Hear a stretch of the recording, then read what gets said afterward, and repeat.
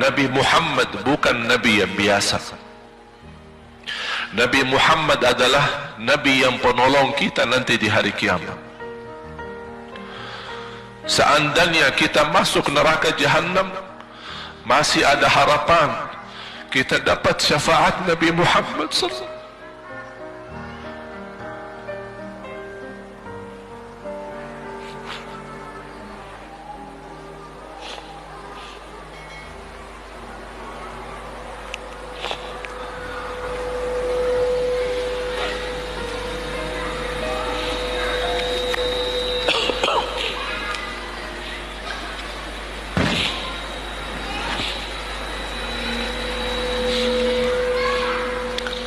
Dia masuk neraka saja dapat syafaat Rasul.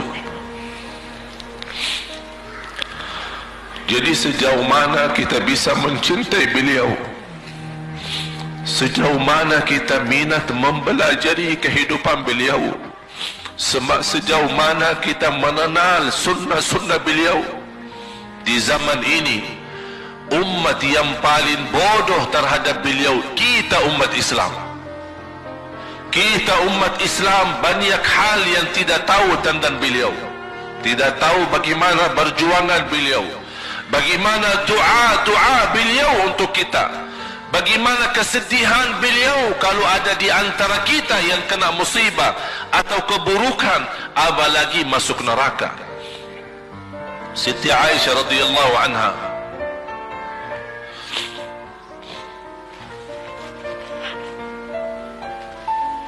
Siti Aisyah radhiyallahu anha pernah minta sama Rasul doa. Ya Rasulullah, tolong doakan saya. Rasul mendoakan, Allahumma ighfir li Aisyah ma taqaddama min dhanbiha wa ma ta'akhkhar, ma qaddamat wa ma akharat, wa ma asarrat wa ma a'lanat. Ya Allah, ampunilah dosa-dosa istriku Aisyah, dosa yang lama, dosa yang baru, dosa yang terang-terangan maupun dosa yang tersembunyi. Siti Aisyah menaminkan doa Nabi Muhammad dan menangis dan bangga dan senang. Saking senangnya, saking bahagianya, dia tertawa sampai Rasul melihat Siti Aisyah. Senang wahai Aisyah, apakah kamu senang dengan doaku? Kata Siti Aisyah, bagaimanakah aku tidak senang? Aku justru merasa bahagia dengan doamu untukku ya Rasulullah. Apa kata Rasul? Ketahuilah wahai Aisyah, ketahuilah doaku yang baru ini untukmu, itulah selalu doaku untuk umatku di setiap salat. Itu doa Nabi kita buat kita. Setiap beliau salat mendoakan kita, ya Allah, ampuni dosa umatku, dosa yang lama, dosa yang baru, dosa yang sembunyi, dosa yang terang-terangan. Setiap salat itu doa Nabi kita, Nabi Muhammad SAW untuk kita semua. Apa yang diminta oleh Rasul? Rasul tidak minta banyak dari kita. Salah satu yang diminta oleh Rasul dan memohon, satu itu berbanyak, itu satu-satunya yang Rasul minta banyak. Selain itu Rasul tidak pernah minta banyak. Satu-satunya Rasul minta banyak. Apa? Salawatlah kepadaku, berbanyaklah salawat kepadaku. Mengapa Rasul minta berbanyaklah salawat kepadaku? Kenapa tidak minta amalan yang lain untuk dibanyakkan salawat atau amalan yang lain? Mengapa hanya salawat? Rasul berpesan berbanyaklah salawat kepadaku, karena Rasul tahu dengan kita berbanyak salawat kita akan dijamin dapat syafaat beliau, dan itulah beliau yang diinginkan. Bukan hanya dapat syafaat, bahkan Rasul sendiri bersabda, aqrabukum minni majlisan yaumal qiyamah, yang paling dekat kepadaku hari kiamat, yang paling banyak salawat kepadaku.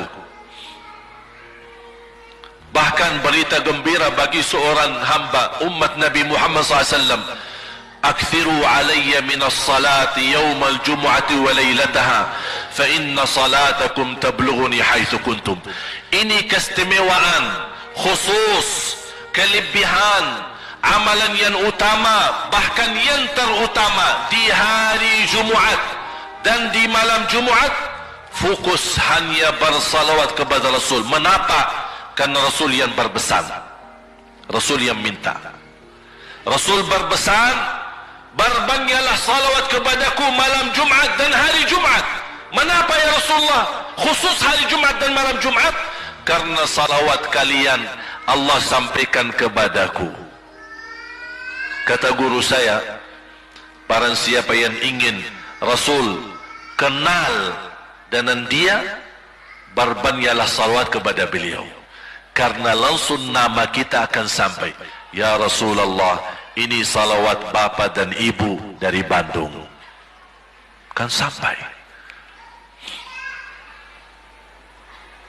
Ada riwayat, ada malaikat khusus tugasnya setiap kita bersalawat dibawa kepada Rasulullah sallallahu alaihi wasallam.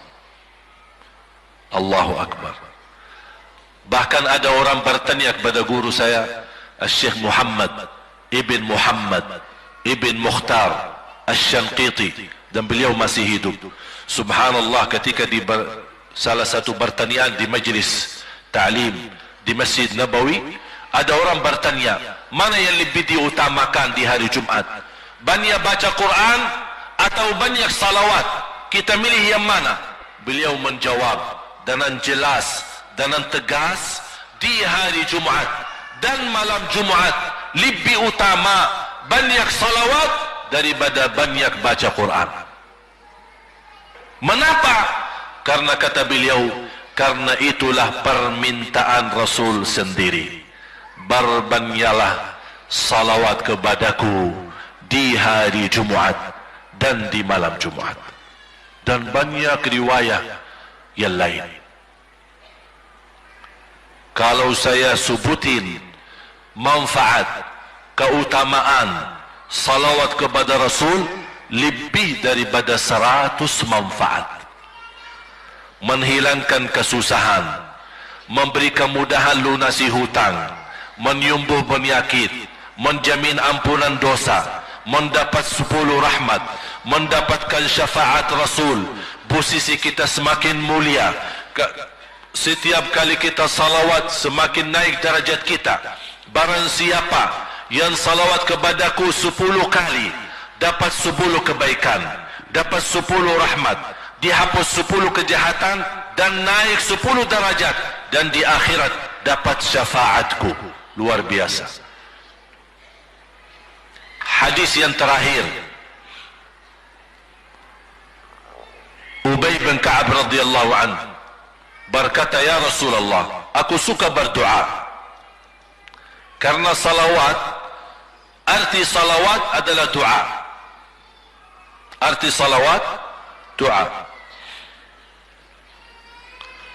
Ya Rasulullah, aku suka berdoa. Berapa dari doaku saya jadikan untukmu? Artinya berapa persen ya? Kalau bahasa kita, berapa persen kira-kira? Kalau misal saya doa 10 menit, berapa menit untuk Rasul, dan yang sisanya buat aku?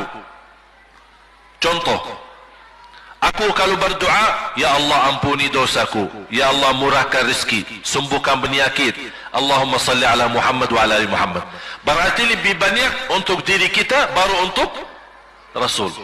Sahabat itu ya Rasulullah bertanya, ya Rasulullah, berapa bagian dalam doaku saya jadikan untukmu? Apa kata Rasul? Kata Rasulullah SAW, ma syi'ta wa in zidta fahuwa khairul lak.